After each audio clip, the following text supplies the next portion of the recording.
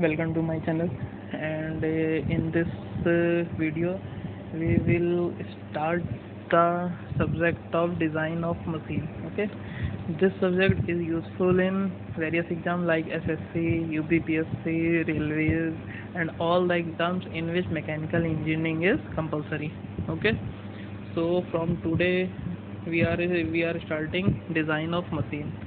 In this subject, only and only important thing is numerical, and basic concept is very important for building the concept of numerical. Okay, so first of all we start stress. What is stress? There is very confusion in stress and pressure. Pressure क्या होता है? Pressure में हम जो body पे force act कर रहे हैं वाला फोर्स और डिवाइडेड बाय जितने एरिया पे हम लोग फोर्स एक्ट कर रहे हैं, तो ये होता है हमारा प्रेशर।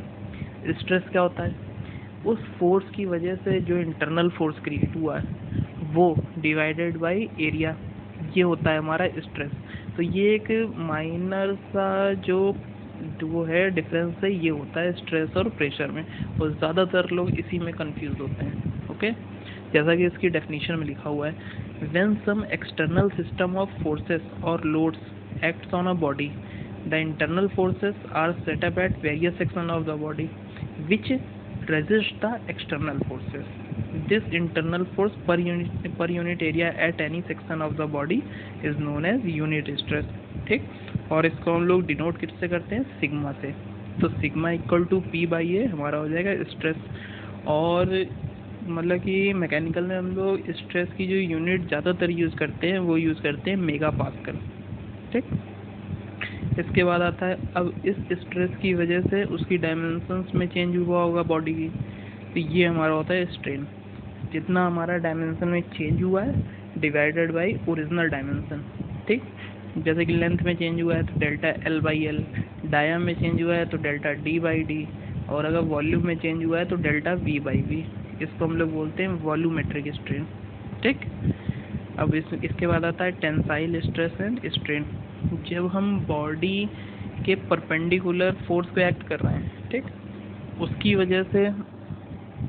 वजह से अगर स्ट्रेस आ रहा है, मींस क्या हो रहा है? टेंसाइल मतलब कि हम बॉडी में टेंशन क्रिएट कर रहे हैं। ठीक, उस टेंशन क्रिएट करने की वजह से जो भी स्ट्रेस आ रहा है उसको हम लोग टेंसाइल स्ट्रेस बोल रहे हैं। ठीक, जैसा कि इसकी डेफिनेशन लिखा हुआ है, when a body is subjected to two equal and opposite axial pulls as shown in figure ए।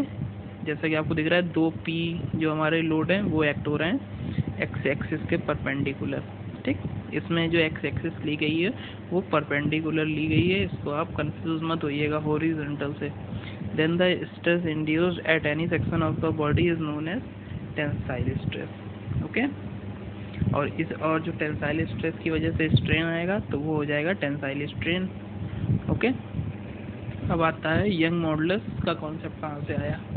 एक हमारा होता है हुक्स लॉ। हुक्स लॉ के अकॉर्डिंग क्या होता है कि अगर हम किसी मटेरियल पे लोड लगा रहे हैं, ठीक है, लोड हम उस पर अप्लाई कर रहे हैं, उसकी वजह से स्ट्रेस आएगी, और ये जो स्ट्रेस होगी ये डायरेक्टली प्रोपोर्शनल होगी स्ट्रेन के। अब इसमें एक माइनर सी जो गलती है वो ये होती लोगों से कि जो हम लोड अप्लाई कर रहे हैं वो हम लोग को उसकी इलास्टिक लिमिट के अंदर ही करना है। ये नहीं कि हम बॉडी पे इतना लोड लगा रहे हैं कि उसमें फ्रैक्चर आ जाए। ठीक, हमें इलास्टिक लिमिट के अंदर ही बॉडी पे लोड लगाना है। तो ये जो लॉ है वो हमारा तभी वैलिड होगा। ठीक, means when a material is loaded within elastic limit the stress is directly proportional to strain. ठीक, sigma is directly proportional to epsilon, और जब हम ये प्रोपोर्शनलिटी सिंबल हटाएंगे तो एक कांस्टेंट आ जाएगा। उस कांस्टेंट को हम लोग बोलते हैं यंग मॉडुलस और मॉडुलस ऑफ इलास्टिसिटी। ठीक, और ये जो हमारा मॉडुलस ऑफ इलास्टिसिटी है ये हमारा मटेरियल टू मटेरियल डिफरेंट होता है। ठीक, वेरी करता है। स्टील का जैसे 200 से 220 है, टिम्बर का 10 है। ठीक, इसमें आपको क्या करना है, जैसे फेमस मटेरियल है स्टील, कास्ट आयरन, एल्युमिनियम, इन तीन के आप याद कर लीजिए मॉडुलस ऑफ इलास्टिसिटी। ठीक, इसका कुछ नहीं है बट जो सब्जेक्टिव एग्जाम होते हैं जैसे कि एसएससी जेई का जो सेकंड पेपर होता है वो हमारा सब्जेक्टिव होता है, उसमें 90% केस में तो आपको यंग मॉडल्स की वैल्यू दी होगी, बट जो 10% केस हैं उसमें यंग मॉडल्स की वैल्यू नहीं देता है। मीन्स जो एग्जामिनर है वो ये मानकर चलता है कि आपको यंग मॉडल्स की वैल्यू पता होगी, ठीक, और ये ऐसे ही आप याद कर लोगे, 2 दिन बाद आप भूल जाओगे। ये कैसे याद होगा कि आप ज़्यादा से ज़्यादा क्वेश्चन अटेम्प्ट करोगे, तब आपको ऑटोमेटिक इसकी वैल्यू याद हो जाएगी, ठीक। इसके बाद आता है शियर स्ट्रेस एंड स्ट्रेन, ठीक। जब हम किसी बॉडी पे टेंजेंशियली फोर्स अप्लाई करते हैं, ठीक, उस बॉडी की जो हॉरिजॉन्टल एक्सिस है उसके पैरेलल, ठीक, उसकी वजह से जो उसकी सरफेस पे जो स्ट्रेस क्रिएट होती है पैरेलल टू हॉरिजॉन्टल एक्सिस, उस स्ट्रेस को हम लोग बोलते हैं शियर स्ट्रेस, और इस स्ट्रेस की वजह से जो स्ट्रेन आती है उसको हम लोग बोलते हैं शियर स्ट्रेन, ओके। और जो शियर स्ट्रेस होती है इसको हम लोग डिनोट करते हैं टाउ से, ओके, और जो शियर स्ट्रेन होती है उसको हम लोग डिनोट करते हैं फाई से, ओके।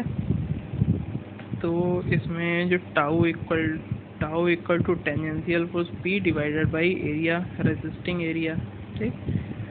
अब इसमें क्या होता है कि जो रिवेटिंग होती है, ठीक, रिवेट जैसे कभी बॉडी पे लगाए जाते हैं, ठीक, जैसे कि बफर में रिवेटिंग होती है, ठीक, तो एक रिवेट तो होता नहीं है सब में, जैसे किसी में 2 होते हैं, किसी में 4 होते हैं, किसी में 8 भी होते हैं, तो उसके अकॉर्डिंग हम लोग एरिया लेंगे। कभी कभी डबल रिवेटिंग आ जाता है और लोग उसमें एरिया लिखाते हैं π/4d², तो उसमें आंसर होता है 53, और लोगों का आंसर वो आ रहा होता है 106। तो इसमें जो एरिया जो है वो हम लोग को ध्यान से मतलब देखना पड़ेगा, ठीक। तो tau equal to P/A, shear stress का कभी भी क्वेश्चन आए आपको उसमें जो फोकस करना है वो एरिया में फोकस करना है कि हमें कौन सा एरिया लेना है, ठीक। और इसमें देखिए नोट्स में इसमें दिया हुआ है, ठीक, इसमें आपको एरिया का मतलब कि आपका एरिया गलत नहीं होगा, ठीक। इसमें कई केस दिए हुए हैं, जैसे A इक्वल टू π/dt एक केस है, ठीक, 2 × π/4d² डबल शियर में, ठीक। तो इसमें जो वेल्डिंग के क्वेश्चन होते हैं ना उसमें जो एरिया वाले जो क्वेश्चन होते हैं वो ज़्यादातर लोगों से गलत होते हैं। तो आप लोग वीवी भंडारी एक बुक आती है डिज़ाइन ऑफ मशीन की, उसमें जाके आप लोग वेल्डिंग जॉइंट्स करके एक चैप्टर है, उसके जितने भी एग्जाम्पल दिए हुए हैं वो सब अटेम्प्ट कर लीजिएगा। उसके एग्जाम्पल मतलब काफ़ी वो होंगे, लेंदी होंगे, बट उसमें अलग अलग पार्ट दिए हुए हैं, ठीक। किसी में स्ट्रेस पूछ लिया, किसी में स्ट्रेन पूछ लिया, तो उसके कई पार्ट होंगे, इसलिए वो न्यूमेरिकल आपको लेंदी लगेंगे। बट वीवी भंडारी से न्यूमेरिकल अटेम्प्ट करने के बाद आपको कहीं भी किसी भी बुक से न्यूमेरिकल नहीं अटेम्प्ट करने पड़ेंगे, ठीक। आपके कॉन्सेप्ट उसी से ही क्लियर होंगे, ठीक। नहीं तो आप ऐसे प्रीवियस ईयर कई बुक से लगाते रहोगे, कॉन्सेप्ट नहीं क्लियर होगा, बट आप पर उससे क्या होगा, बस आपको पर्टिकुलर एक क्वेश्चन पता हो जाएगा, ठीक। वीवी भंडारी से क्या होता है कि आपके सारे कॉन्सेप्ट क्लियर हो जाएंगे, क्वेश्चन किसी भी टाइप का है वो सब आपसे निकल जाएंगे, ओके। अब इसके बाद आता है शियर मॉडुलस और मॉडुलस ऑफ रिजिडिटी। जैसे हुक्स लॉ में tensile stress is directly proportional to tensile strength थी, वैसे ही इसमें क्या होगा, हुक्स लॉ के अकॉर्डिंग जो शियर स्ट्रेस है वो शियर स्ट्रेन के डायरेक्टली प्रोपोर्शनल हो जाएगी। उसमें जो कांस्टेंट आया था वो आया था यंग मॉडुलस, इसमें जो कांस्टेंट आएगा वो आएगा शियर मॉडुलस, ठीक, या फिर मॉडुलस ऑफ रिजिडिटी। इसको हम लोग डिनोट करते हैं C से, कई सारी बुक में डिनोट किया जाता है G से, ठीक। अब इसके बाद जैसे कि हमारा यंग मॉडुलस की वैल्यू अलग अलग मटेरियल के लिए अलग अलग थी, जैसे ही हमारा जो शियर मॉडुलस है उसकी भी वैल्यू अलग अलग होगी, ओके। अब इसके बाद आता है linear and lateral strain. Linear strain क्या होता है, नाम से ही पता चल रहा है कि उसकी लेंथ में डिफरेंस आया होगा, ठीक, और लेटरल स्ट्रेन का मतलब उसकी डायामीटर में, ठीक। लेटरल स्ट्रेन डेल्टा D/D और linear strain delta L/L, okay. जैसे कि इस एग्जांपल में दिया हुआ है P पे अगर हम P लोड अगर लगा रहे हैं तो उसकी वजह से लेंथ हमारी इंक्रीज हो रही है, बट जो हमारी डायामीटर है वो हमारी कम हो रही है। तो जो लीनियर स्ट्रेन होगी ये जो हमारी लीनियर स्ट्रेन होगी वो होगी डेल्टा एल बाई एल, और जो लेटरल स्ट्रेन होगी वो होगी हमारी डेल्टा डी बाई डी। इसके बाद आता है पॉइजन रेशियो। पॉइजन रेशियो के जो क्वेश्चन आते हैं वो डायरेक्ट आते हैं, ठीक, क्योंकि पॉइजन रेशियो, यंग मॉडुलस और शियर मॉडुलस, इन इसके बाद एक और कॉन्सेप्ट आप पढ़ोगे, बल्क मॉडुलस। इन चारों में रिलेशन होता है। तो इन चारों में क्या एग्जामिनर करता है, किन्हीं 3 की वैल्यू दे देगा, लास्ट 1 की पूछ लेगा, 2 की दे देगा, किसी बाकी 2 में से किसी एक की वो पूछ लेगा, ठीक। ये तो हो गया एक टाइप का क्वेश्चन। और जो वन वर्ड क्वेश्चन आते हैं वो पॉइजन रेशियो में आएंगे कि वो मटेरियल का पॉइजन रेशियो ही पूछ लेगा। ज़्यादातर इम्पोर्टेंट जो पूछता है वो पूछता है स्टील का, एल्युमिनियम का, रबर का। रबर का सबसे ज़्यादा पूछा जाता है, ठीक। तो इसमें आपको क्या करना है, इन सारे मटेरियल के पॉइजन रेशियो याद करने हैं, प्लस जो अभी मैं फार्मूलाज बताऊंगा उसको याद करना है। बट अब आपको समझना होगा पॉइजन रेशियो होता क्या है। अभी आपने देखा था लीनियर स्ट्रेन और लेटरल स्ट्रेन तो lateral strain divided by linear strain means delta D by D divided by delta L by L. ये जो होता है कांस्टेंट, ये होता है हमारा पॉइजन रेशियो, क्योंकि ये कांस्टेंट ही हुआ ना, इसमें तो यूनिट कोई हुई नहीं। क्योंकि हम लोग जो हमारी लेंथ है उसको हम लेंथ से डिवाइड कर रहे हैं, ठीक। तो ये हो गया, और इसको हम लोग डिनोट करते हैं म्यू से। देखिए अभी तक मैं आपको जितना भी बताया है ये सब विद इन इलास्टिक लिमिट है, ठीक, मतलब इलास्टिक लिमिट के अंदर ही हम अभी तक लोड अप्लाई कर रहे हैं। इसके बाद आता है volumetric strain. When a body is subjected to a system of forces, it undergoes some changes in its dimensions, ठीक। अब जैसे कि अगर हमने लेंथ में चेंज किया उसकी वजह से ब्रेथ में भी चेंज होगा, उसकी वजह से हाइट में भी चेंज हो गया। सिलेंड्रिकल ऑब्जेक्ट है तो उसकी लेंथ में भी चेंज होगा, उसकी डायमीटर में भी चेंज होगा। तो ये ओवरऑल चेंज हुआ ना, तो उसके वॉल्यूम में चेंज हो रहा है। तो अगर वॉल्यूम में चेंज हो रहा है तो उसको हम लोग क्या बोलेंगे, वॉल्यूमेट्रिक स्ट्रेन। तो epsilon v equal to delta p by V. तो एप्सिलॉन v इक्वल टू उसकी एक्स एक्सिस में चेंज प्लस वाई एक्सिस में चेंज प्लस जेड एक्सिस में चेंज, तो epsilon X plus epsilon Y plus epsilon Z, ठीक। ये देखिए लिखा हुआ है सबसे ऊपर, एप्सिलॉन v इक्वल टू तीनों स्ट्रेन का सम, ओके। इसके बाद आता है बल्क मॉडुलस। बल्क मॉडुलस क्या होता है, किसी भी बॉडी पे कोई भी स्ट्रेस जनरेट हो रही है, ठीक, जो डायरेक्ट स्ट्रेस है, टेंसाइल स्ट्रेस, उसको हम लोग डिवाइड कर देंगे वॉल्यूमेट्रिक स्ट्रेन से, तो हमारा आ जाएगा बल्क मॉडुलस। बल्क मॉडुलस का अब यूज़ किस में करेंगे, जो मतलब कि किस टाइप के क्वेश्चन आएंगे, एक तो इसके डायरेक्ट फॉर्मूले पे आएंगे के equal to sigma Y delta V by V, और जो इसके मेजर टाइप का क्वेश्चन है वो है कि इसके जो ये फॉर्मूले दिए गए हैं इसके आप 3 फार्मूले लिख लीजिए, 2 फार्मूले इसके आप लिख लीजिए। E equal to 2c 1 plus mu, इसमें ई, सी और mu means modulus of elasticity, shear modulus और पॉइजन रेशियो, इसमें है रिलेशन, ठीक। E equal to 2c 1 plus mu. दूसरा E equal to 3k 1 minus 2 mu, ठीक। के क्या है, बल्क मॉडुलस है, तो इससे आपको ई, सी, के, म्यू सब कुछ निकल आएगा। और इसके बाद आता है factor of safety. Factor of safety होता क्या है, जैसे हमें किसी भी मतलब पर्टिकुलर ऑब्जेक्ट या किसी पर्टिकुलर मशीन पे हमें काम करना है लोड पी पर, बट हम उसको टेस्ट किस पे करेंगे, 4p पे, ठीक। जो हमारा ये 4 हुआ वो क्या हुआ, फैक्टर ऑफ सेफ्टी, ठीक। मीन्स हम 4 की सेफ्टी लेकर चल रहे हैं, ठीक। हमें यूज़ करना था p पे, हमने उसको टेस्ट किया है 4p पे। बाई चांस अगर हमने लोड 2p भी अप्लाई कर दिया तो भी मशीन में कोई जो मतलब उसका डिफेक्ट आएगा, कोई भी मतलब कि अगर इंसिडेंट होता है, एक्सीडेंट होता है, वो नहीं होगा, ठीक। तो ये होता है फैक्टर ऑफ सेफ्टी, और इसको इंजीनियरिंग लैंग्वेज में क्या बोलेंगे, ratio of the maximum stress to the working stress, ठीक। मैक्सिमम स्ट्रेस मतलब अल्टीमेट स्ट्रेस, ओके। तो ये हो गया हमारा फैक्टर ऑफ सेफ्टी। अब इसके बाद आता है इम्पैक्ट स्ट्रेस।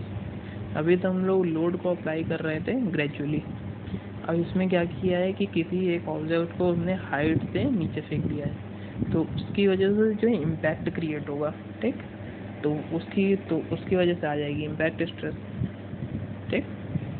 अब इसका फॉर्मूला देखिए, सबसे लास्ट में इसका फॉर्मूला दिया गया sigma T equal to W by A, और ब्रैकेट में दिया गया है काफ़ी चीज़ें, आपको ये फॉर्मूला याद होना चाहिए, ठीक, for objective type of exam. और जो सब्जेक्टिव टाइप के एग्ज़ाम है उसमें आपको इसकी डेरिवेशन ही पता होनी चाहिए, क्योंकि डेरिवेशन तो वो पूछ ही सकता है, बट उसमें वो आपसे क्वेश्चन ऐसा देगा कि आपको इसमें इंटीग्रेट करना पड़ेगा, ठीक। ये जो P इंटू डेल्टा एल लिखा है इसको आपको इंटीग्रेट करना पड़ेगा पर्टिकुलर एक सेक्शन लेके। इस टाइप के आपको क्वेश्चन मिलेंगे वीबी भंडारी में, ठीक। और अगर क्वेश्चन आपको कहीं ना मिले तो कमेंट करके मुझे बता दीजिएगा, मैं खुद से क्वेश्चन अटेम्प्ट करवा दूंगा, ओके। तो इम्पैक्ट स्ट्रेस क्या है? The stress produce in the member due to the falling load is known as impact stress, ठीक। अब इसमें इसने जो ये आपको फॉर्मूला दिया गया sigma T equal to W by A 1 plus under root 1 plus 2h A E divided by W L. H क्या है? कितनी हाइट से हमने लोड को गिराया है, ठीक। ए क्या है? क्रॉस सेक्शनल एरिया है ऑब्जेक्ट का, ई तो आपको पता है यंग मॉडुलस, डब्ल्यू आपको पता है लोड है, ठीक। एल क्या है? लेंथ है, ठीक, बार की लेंथ है, ठीक। अगर इसमें एच 0 हो जाए, हम किसी हाइट से गिराए ना, तो सिंपल हमारा क्या हो जाएगा? डब्ल्यू बाई ए, तो वो तो हमारी टेंसाइल स्ट्रेस होती है, ठीक। बट नहीं, इसमें अगर एच को हम लोग 0 कर देंगे तो वो हमारा हो जाएगा 2w बाई ए, ठीक। मतलब उसमें स्ट्रेस जो क्रिएट होगी, जो इम्पैक्ट स्ट्रेस आएगी वो हमारी डबल हो जाएगी टेंसाइल स्ट्रेस की। मतलब कि अब इसमें देखिए कितना अच्छा कॉन्सेप्ट आया है कि हम लोग ग्रेजुअली अप्लाइड कर रहे हैं और अचानक से अप्लाइड कर रहे हैं, सडनली अप्लाई कर रहे हैं, तो दोनों में रिलेशन है, ठीक। हमने ठीक है एच हमारा 0 है, किसी हाइट से नहीं हमने गिराया, बट हमने उस पर जो लोड अप्लाई किया है वो हमने सडनली अप्लाई किया है, ठीक। तो इम्पैक्ट स्ट्रेस तो आएगी, तो वो जो हमारी होगी वो हो जाएगी 2w बाई ए, ठीक। तो ये भी आपको फॉर्मूला याद होना चाहिए कि इम्पैक्ट स्ट्रेस और टेंसाइल स्ट्रेस में रिलेशन क्या होता है जब h 0 हो, ठीक। और इसके बाद देखिए क्वेश्चन दिया गया है, ये हमारा इम्पैक्ट स्ट्रेस का एग्जांपल है, इसको आप लोग अटेम्प्ट करिएगा। अगर इसमें कोई दिक्कत आती है तो कमेंट करके मुझे बता दीजिएगा, मैं नेक्स्ट लेक्चर में इसको सॉल्व करवा दूंगा। सो नेक्स्ट लेक्चर में हम लोग इससे आगे देखेंगे, और ये जो सीरीज़ आएगी ये आपकी 15 to 16 लेक्चर होंगे, ओके। और अगर लेक्चर थोड़े बड़े हो गए तो कम भी हो सकते हैं, ओके।